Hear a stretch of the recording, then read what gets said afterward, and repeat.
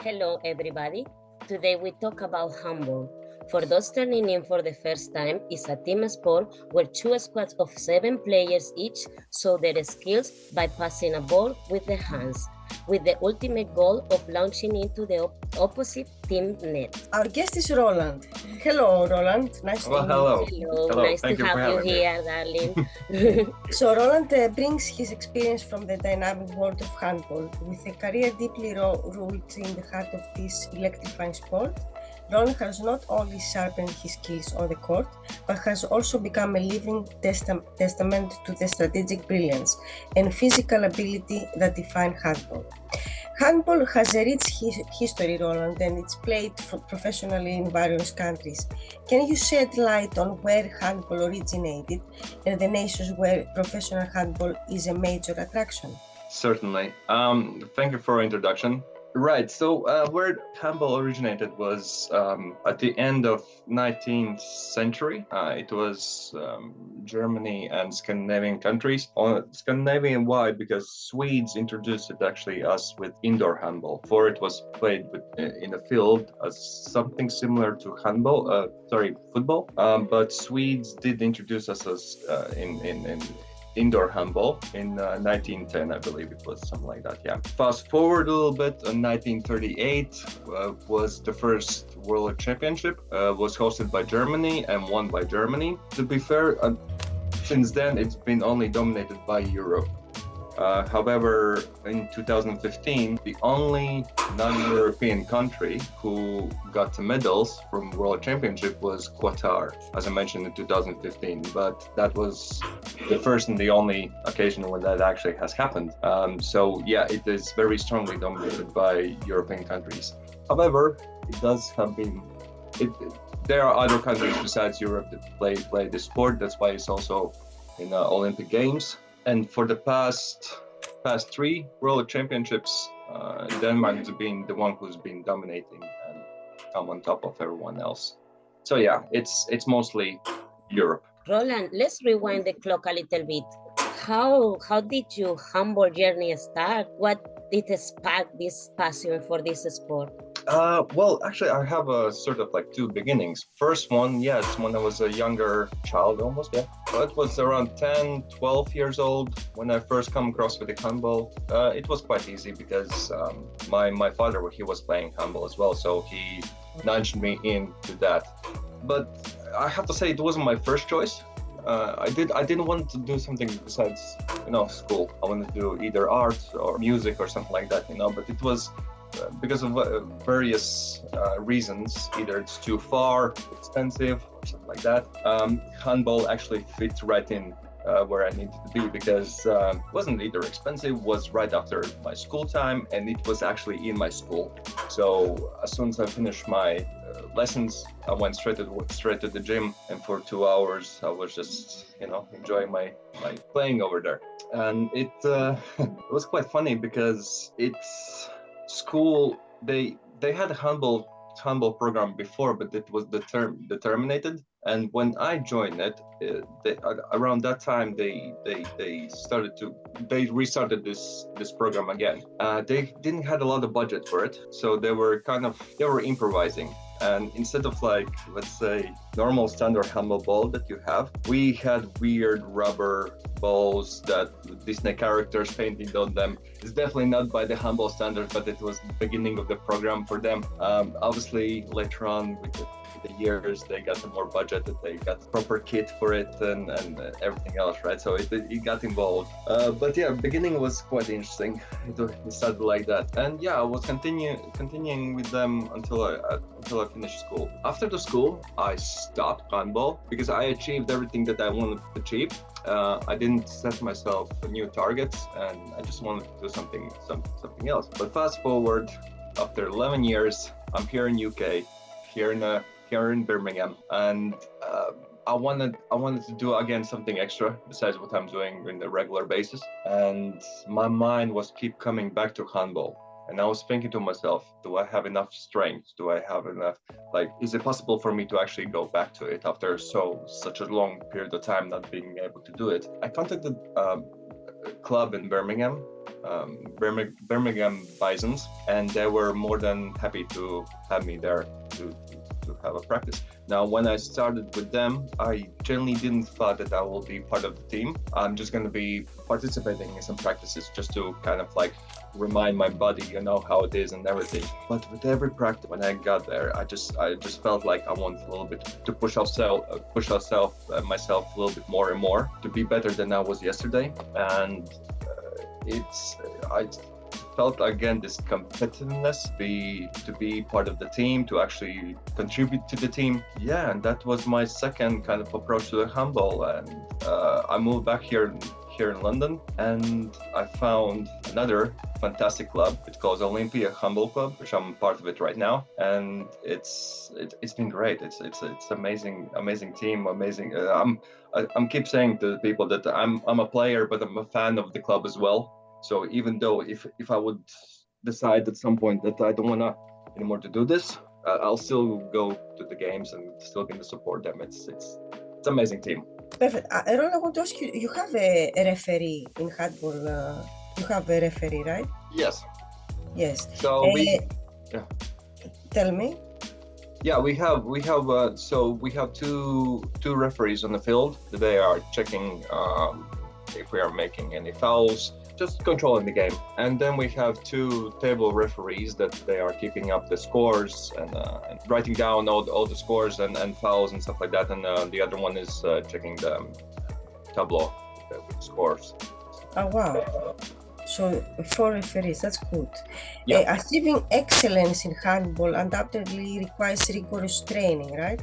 What aspects of physical condition, skill development, and mental preparation do you prioritize to stay on the top of your game? Well, you definitely need to be committed to this sport. Nothing gonna come straight away. If you decided to go and play handball and be part of the team and be contributed to the team, you have to push yourself. As I said, like when I rejoined handball, I thought it's gonna be quite easy. Boy, I was wrong. It takes a lot of strength, physical strength and mental strength to go back to it and to push yourself, definitely. Because let's just say like this. When I rejoined the handball, I was a little bit over 100 kilos, 105 kilos or something like that. For my height, which is 6'1", you have to be healthy weight would be 85 kilograms. So I was a little bit overweight than I was supposed to be. So it was a little bit hard for me to go back to my right weight. So that required a lot of physical, like basically running, cardio and stuff like that, which obviously if you haven't done it for a while, it's hard to go back to it. And it's not only that, it's also passing and everything, right? So you have to be physically active, like limber and all of that kind of things, because you are required to move quite a lot and all sorts of ways and stuff like that, just to avoid opposite teams offense and stuff like that, to stop them, and there's a lot of muscle movements involved. Mental as well, yeah. The fact that it's going to be long and hard trainings. Nothing's going to go straight away. You might feel like you're putting a lot, but you don't see the results. The results are not going to come straight away, but they will come if you're going to be constant with your practices. You have to go to the practices. It's a long process, but it's rewarding at the end. What type of practices specifically you like do? Well, as I said, like in my situation, not only I had to go to practice to be more in tune with the team, because it's very important to be in the same mindset with your team. There are a lot of creative passing going through the game that sometimes even involves that you're not looking at your player, at your teammate, but you know that he's there just because, like we did like hundreds of times during the practice, these kind of moves, these kind of combinations, and if you want to really fool your other team, then you can, give a pass without even looking at that player. And it's just like, first it looks incredibly cool, and second, it's effective. If you can read your teammates without even looking at them, hearing them, but you know they're there. It's amazing. But that's only gonna happen if you're gonna go to the practice, if you're gonna constantly play with them, play the combinations. And so yeah, it's demanding as well, you know, but the results are really good. Once you start to feel like, okay, the results are really coming, we start to winning and stuff like that, you know, the games are becoming more easier. Why? It's because you put the hard work in the practice. The harder you practice, the easier it's going to be the game. What strategies do you think are most effective for breaking through a strong defensive line and scoring a goal? I think it's all about communication. And again, I've been mentioning again and again, but it's really important that the fact that you practice with your team as often as you can, because the communication is the key. To know, like, to start the combination, to know where the players have to go and stuff like that. That's offense and defense as well. You have to constantly communicate who's covering who. It's if you stop talking, then that's it. It fades away. The teamwork fades away. You have to communicate all the time. Okay, you go take him out. They go doing this, so they're gonna swap. Okay, you take this and that. Constant communication. And if that's been disrupted, then it's quite easy that you still have individual players that with their skill set they can stop one or two attacks, you know, but at the end, this is a team sport. It's the best way how to play with the team. Which sports do you believe share similarities with handball? Well, people saying it's like it's either like a water polo or football. Yes, I can see that. Water polo, yeah, it's the same, like passing, scoring the goals and stuff like that without water. And football as well, but you know, it's a smaller field. We use our arms instead of legs. Yeah, so I would say, yeah, it's people are quite correct with this. It's either water polo or football. What are the actions or decisions that you feel are the most influenced when you are playing a game? With actions? Yeah. Well, I think it's really important to remain cool-headed, so to speak. For example, like this season, I try to not to look at the score. It doesn't matter, like, if we are up by 10, 15, or we are losing minus, I don't know, 5 or whatever. I always try to approach the game as it is 0-0. You know, it's anyone's game. Just keep focused. Don't worry about the score. The score will come. Just focus on your game. Be aware of what's happening around. It is quite hard to do it when you know that let's say it's last minute or two and the score is, I don't know, maybe -1 or 2. It's quite easy to get in that panic level. So I think it's very important to keep your head down, like keep your mind down, like cool down and everything, and collect your thoughts. Just be aware of what's happening around and concentrate on combinations, stuff like that. Yeah. That's a life lesson as well. You need to be cool when things happen. So I like sports because they help you to be disciplined in situations, like difficult situations. Absolutely. All kinds of sports, and of course handball as well. Every athlete has a different experience, both humorous and challenging. Can you give us a funny moment of in the game, what happened, and a challenging one? Well, I have 2 stories in my mind. One of them goes way back when I was actually selected for national team. We had a training camp. It wasn't exactly during the game or whatever. It was actually after the practice. We came back to dorms or hostel, or I don't remember where we exactly were staying, but it was like where we spent our night. And during that time, our doctor, he came in and he said, like, okay guys, we're gonna have I'm gonna inject you some vitamins in your butt cheeks. Obviously no one really likes needles and everything, right? But you know, you have to do what you have to do in order to, you know, be healthy and stuff. And Dr. Wamba, well, I don't know if somebody can force you. No, it wasn't forced and anything. So yeah, you get your vitamins. It was a little bit, heavy feeling like towards that cheek. but they were like a couple of hours, and it was fine. But there was one player who he was terrified of needles, so he didn't want any vitamins, and my doors were open, and I see like hallway right over there, and I can see like, I'm not gonna tell his name, but let's say his name was Tomato, nickname was Tomato, and I can see like Tomato like running towards that hole, like no, and the doctor coming behind him with the needle, come on here. And I didn't have to see it, but I heard very clearly that he actually got the injection. That was hilarious. I was laughing my ass off. Yeah, that's that.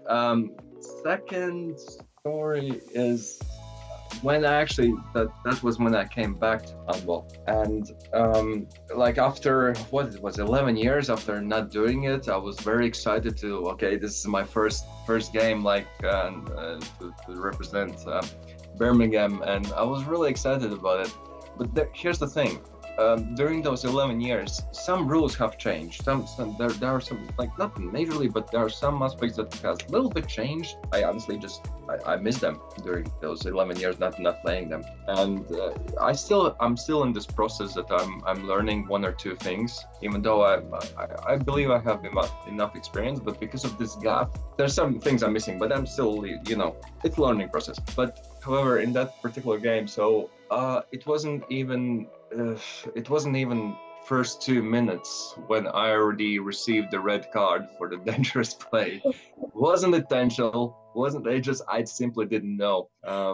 So just to explain a little bit more, when opposite team's player from the wing, when he got the ball, he was jumping towards the goal, and the one thing that you cannot do anymore when you're defending is to run after him and put your hands up like this, like to defend. That considered big no-no nowadays. I didn't know that. So not even in the first 2 minutes, even though I was really excited to come back to it, I didn't have a chance really to play because straight away I received the red card and they asked me to leave. So that was quite funny.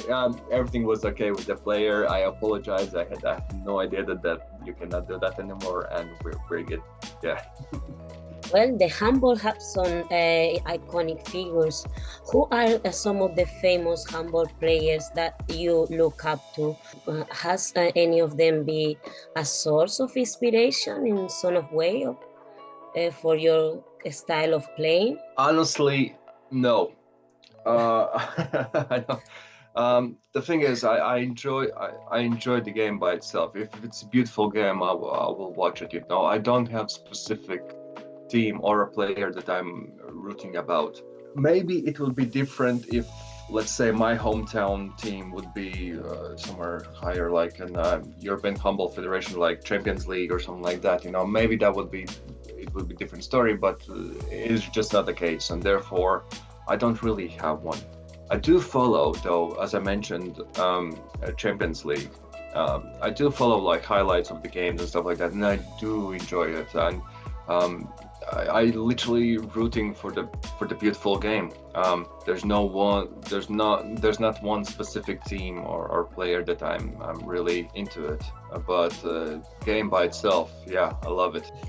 Perfect. We have indoor handball and beach handball, right? Yes. That's true. Which one you prefer and why? So it depends of the now winter time, obviously indoor handball. Summertime, yeah, yes. Yeah, exactly. The summertime, it's obviously more beach handball. However, I might not be the right person to talk about beach handball that much, as I just played it last season. I joined in 2 tournaments. One was international, one was local over here. However, what I can tell about the beach handball, it's a fantastic sport. It's very similar to indoor handball, but with a little twist. You have less players over there. You play on the sand on the beach. The way players change are different. the way point scoring are a little bit different. You can do the tricks, and for that you will be rewarded with extra points. And the atmosphere by itself, because it's a beach handball, so you play it on the sand. It's well, if there's a sea next to it, that's even better. However, not everywhere is like that. How I mentioned before, I participate in 2 tournaments. One of them were in Tilburg in the Netherlands. They had a beach sand, but they didn't have the beach over there. But however, regardless of that, the atmosphere felt like like it's right next to the beach. The music was playing all the time. It's sun is up and it's hot as hell. So it's a very festive environment. It doesn't feel like you actually in a tournament. You're just enjoying yourself. And for someone who's playing this sport, handball, every day, and when the season's over, you kind of want to break from it a little bit, but at the same time you don't want to lose your physique, your strength and everything, so you have to keep yourself in some sort of shape, and beach handball is a fantastic way to do it. And if you're surrounded by the people who are just as excited about the sport, it's amazing. It's amazing place to be. It's amazing sport to do, beach handball. I definitely suggest anyone who plays regular handball to do it, and someone who doesn't play regular handball. We have our own OlOlympia beach handball team. Some of them are actually not playing even indoors; they're playing only beach handball. So some of them are actually concentrating more of that aspect of the game. It's amazing. I love it, and as I said, it's like an indoor handball, but with little twists here and there. That's nice. I think that anybody who plays a sport, the sport itself becomes part of that person's life. How has the involvement of handball influenced shaped the aspects of your life off court? Well, for me, it mentally helps a lot. It is like my therapy almost. As I mentioned, like when I was coming back to second time when I was coming back to handball, like every person has their ups and downs, and at that point in my life I felt like nothing's really working out for me. Like everything what I'm trying is just like it's not there, it's not happening, and I needed some kind of positiveness or somewhere where to release my anger or something. And that's why I was more and more thinking about handball, because I remember during the school time when maybe studies are not going well and stuff like that, handball was very good sort of escape place where I release my anger, when you receive the ball, when you really shooting like with all your strength, towards the goal. That way I release my anger, I calm myself down, and I was like, okay, that was good. It helps mentally, and not only that, it's because it helps your mind, it also helps your body. So because you're running, you're exercising, stuff like that, you put yourself in a better place mentally and physically. How it affects my private life, it doesn't sound like cliche, but it does really make me happier. It just simply does. That is like my own therapy, handball. Wow. Looking ahead, Roland, what's your future plans? What you want to do? I love handball, and the fact that I have come back twice to it, it makes me think that I'm actually gonna stay longer than I thought before. For maybe at some point, not as a player, maybe maybe helping to coach or something, who knows, or maybe organizing some tournaments. There's a lot of opportunities and things to do there. However, in the closer future, our goal is to become a champions. As I mentioned before, I'm part of OlOlympia Handball Club. We had many amazing years, strong seasons that we ended up finishing either second in the English Premier League or second in the British Championship or third, like it's always around second or third place, but we haven't been yet on the very top. We haven't been on the first in the English Premier League, and we haven't been the first in the British Championship. There's been even years that we literally lost by 1 point, and that's the hardest one ever, right? So it's always been there. It's always like this, seems like, and it's just not. And well, this season it feels like you know, we have strong enough team. We are motivated well enough. We are tired as hell to being second one. We want to be the first one. We feel like this season we're going for it. We never go to the game thinking like, oh, I don't know about this. No, we're going like you're gonna be destroyed. So to speak. The closest future for myself regarding handball, yeah, we're gonna push for champion to become a champions this year. Roland, what physical or mental preparations would you recommend for someone aiming to become a handball player? Well, this is the beauty of this sport again, because you have seven players at the same time on the field for your team. There's a lot of positions. Every position requires different kind of skill set. Not only that, it doesn't matter what kind of your body weight is or form or whatever, you know, with every person, with every body and stuff like that, the physical abilities, there's a place for you in the team. If you are, let's say, short but incredibly fast, you are perfect for the wing players, because those are the players that run fastest. They get the ball, they run away from everyone else, quick score, running back to the defense. If you're a little bit bigger in the size, that's good as well. You can play as a line player. It's really hard to stop this kind of players where they're like, you know, once they receive ball, when they start to turn around, if you're holding it, you're gonna be flying away if he's gonna be turning in the right way, in the right momentum and everything, right? So if you're tall, short, fast, slow, whatever, you know, because there's so many positions available, there's a place for you in the team. Even like, as I said, like 7 players on the field, but there's also 7 players sitting in the bench during the game. So there's like total 14, 15 people in the team. There's plenty of space. There's plenty of opportunities for everyone to be. You just like, if you want to be part of the team, yeah, you have to be committed. You have to come to the trainings. You have to be part of the team. You know, not just for the games, but all the way through. Mentally, yeah, you have to be prepared that there's gonna be some failings. But again, that's coming with the practice. That's coming with trial and error thing, you know. Not everything's gonna go your way from the beginning. You have to polish your skills and skill set, and you have to be prepared that not every day is gonna be your day.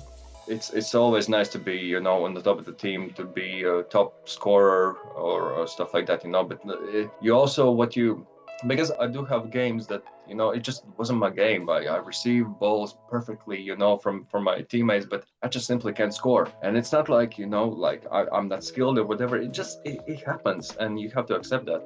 And you try to forget about it and come to the next game with a new mindset and do it again. Wow, that's amazing. Thank you so much. Thank you very much, Roland. Your valuable insight. It's been really nice to share this time with you. I'm happy to be here, and whoever is watching, if you want to be part of this amazing sport, please do contact us. As I mentioned before, again, I'm from We will write the links download. We will write the links to whoever wants to join. Just ask. It doesn't have to be official. It doesn't have to be emails or whatever. Instagram, just text someone and someone will reply you like this and gonna tell you when is our next practice and when you can join. It's amazing sport, and I just wish more people will be playing it and also supporting it. It's amazing. Yeah, even for support, even someone wants to support some games of you, they can see our links and check the links. And you play winter time as well and summertime, right? Exactly. So we start our season around September and finishing just before summertime, like May, April, something like that. It depends of what's exactly happening, like Premier Leagues or British Championship.